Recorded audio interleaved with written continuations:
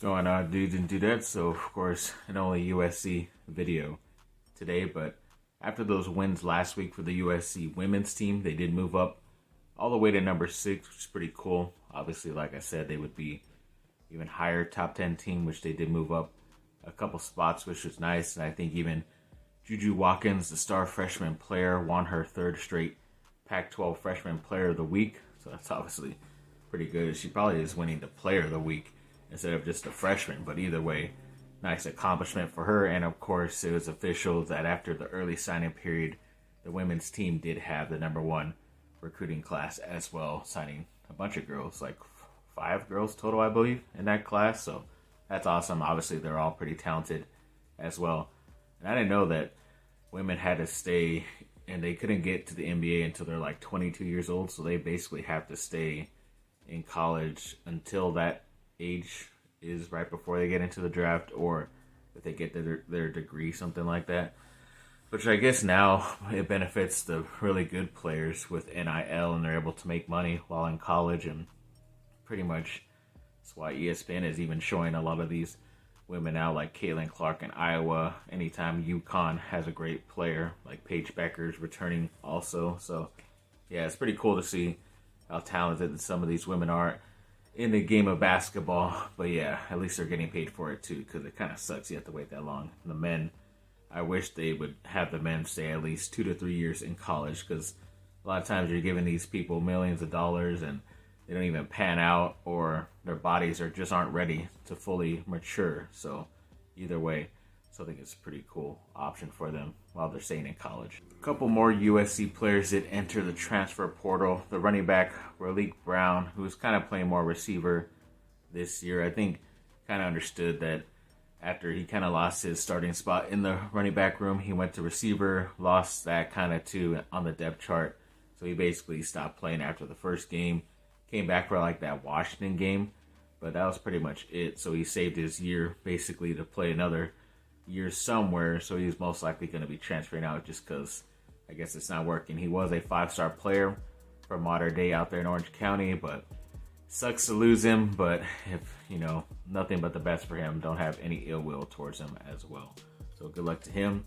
And then one of USC's safeties, Xamarion Gordon, who pretty much, while he's been at USC, never really cracked the starting role. He played here and there in spots sometimes, but just was never consistently playing for them. So it's not like a big hit for these two players to leave, because they weren't playing big time minutes for USC football. But either way, good luck to them, and hopefully they pick the best places for them, just as long as it's not UCLA or Notre Dame. That's only my occupation. So let's hope that it's not those two schools. And then yes, the USC track and field team, especially on the women's side, did sign a couple of really talented record breakers, and a lot of these champions that are in the high school ranks as of right now. I want to give them a quick shout out. So I believe it was Rachel Uvigara and Myra Scott are both recent signings and record holders as well for the USC men's and women's track team. So that's pretty cool. They have a pretty good, awesome track team for USC. A lot of Olympians as well. So maybe they will be future Olympians for not only USC, but this country as well. So good luck to them. And then an NFL executive recently said that Caleb Williams would be a top 10 quarterback right this second if he played in the NFL, which is pretty crazy, because obviously he has struggled a bit, and a lot of players are up and down this year when it comes to playing quarterback. So it's kind of like a big carousel. But yeah, I guess you could say that just because of some injuries and stuff. But either way, I guess it's a good thing that someone likes him out there in the NFL. But he also has been taking his time with his decision to go to the NFL. I know it's pretty much said it was a game time decision, or is going to be one.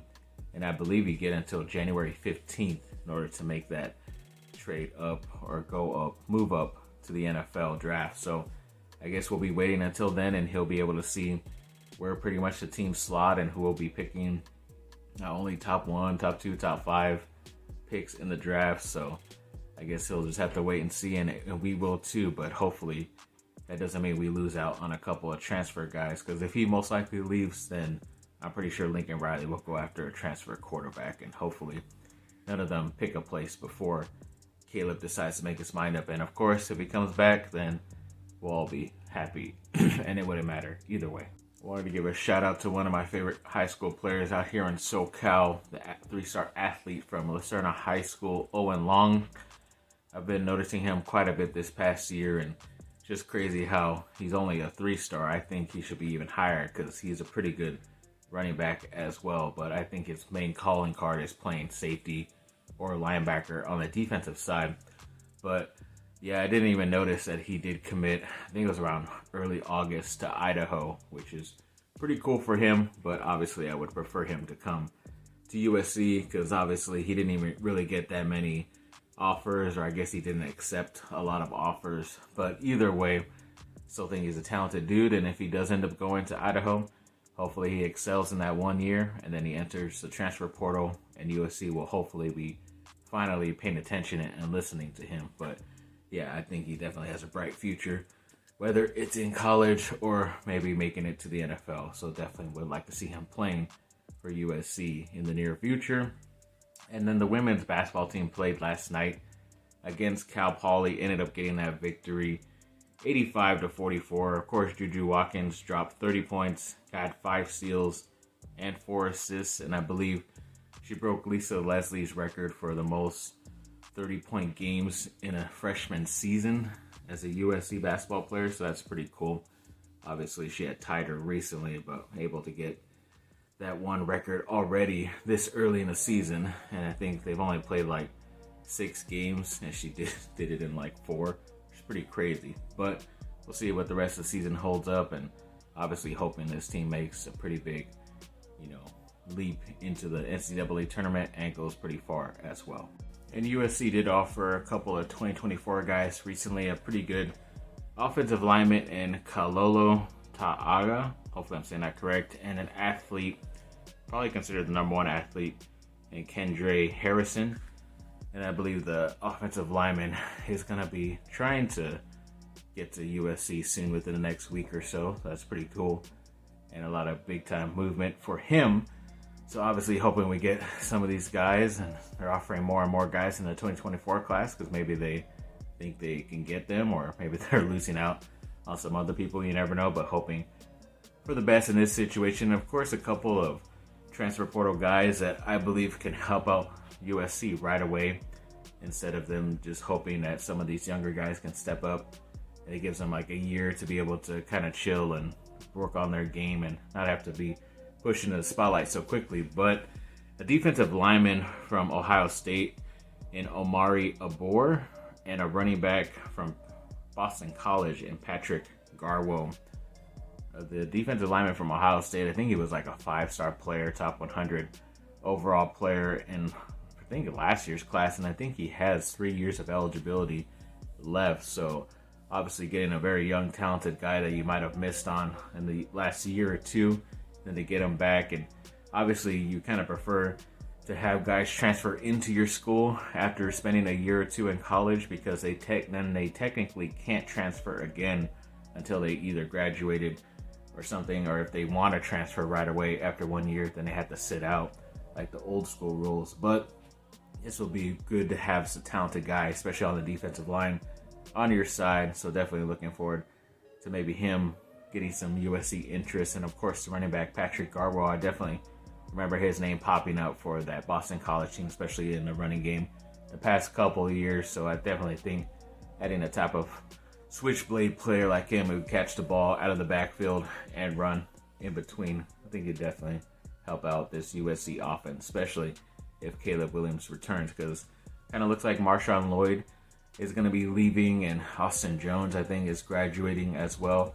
Marshawn Lloyd did mention, too, that he would go to the NFL once Caleb does, so maybe if Caleb returns, then Marshawn Lloyd returns, but you might, if you're a running back, you kind of have to go as soon as possible, because you're pretty much only going to get that rookie contract, and only if you're like really one of the best, you might get a really good second contract. But other than that, they kind of just treat them like, next man up, and whatever younger player that's at the running back position is available out there. That's how the NFL treats them. So it sucks, but that's just kind of how the business is. And of course, a lot of my teams are in action tonight. I think Duke goes on the road to Arkansas in that ACC SEC challenge, so that's going to be pretty interesting to have one of their first real road test games or test road games, whatever the heck you want to call it. But yeah, they did get that first victory against Michigan State, so hoping for the best in this one. I know they're bringing out the black uniforms as well, and it only made sense with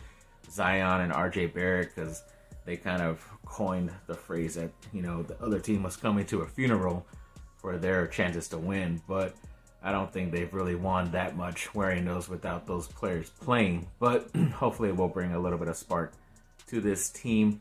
And I believe USC plays Eastern Washington, something like that, so it should be a pretty easy game for them tonight. I say that, and of course it probably will come down to the end.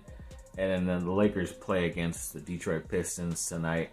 And I think the Detroit hasn't won since like the end of October, something like that. One of the last games of October. So if they beat their losing streak against the Lakers, it will be pretty tough to look at this Lakers team seriously. But yeah, definitely hoping that the Lakers get back on track because I think they got a tough game later this week against Oklahoma City. And I think even in that in-season tournament, they're like one of the top teams to host a team next week on Tuesday, and I believe they're playing against the Phoenix Suns, so that'll be pretty interesting for them going into next week for that in-season tournament or whatever it is. Hopefully they get that victory, and it will be a divisional game as well. They've had at least 2 wins against the Suns this year, so hopefully it'll be another one. So yes, thanks for watching, people. Like and subscribe, comment down below. Let me know what y'all think. Have a great rest of your day. Bye, on.